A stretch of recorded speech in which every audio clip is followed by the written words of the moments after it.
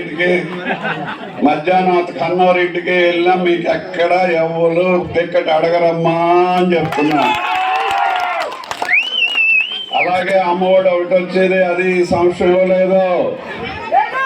అందుకోసం మరి చంద్రబాబు నాయుడు గారు 3 పిల్లలున్నా 4 పిల్లలుంటే 4, 15, 60,000 ఇస్తాడు. అలాగే మరి ఇంట్లో ఉద్యోగం లేని పిల్లలుంటే 3,000 రూపాయలు నిరుద్యోగ భృతి వస్తుంది.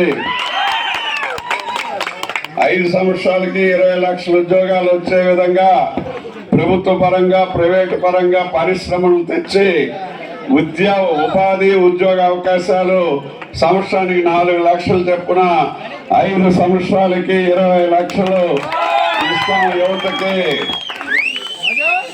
రైతుకి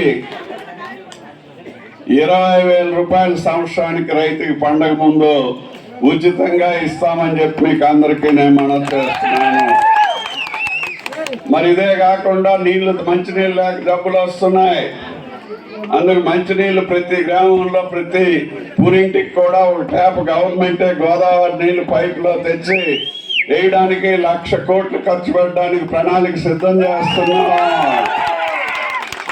అందువల్ల 13వ తేదీ జరగబోయే ఎన్నికల్లో 2 ఓట్లు ఇస్తారు. ఒకటి ఎమ్మెల్యేకి, ఒకటి ఎంపీకి.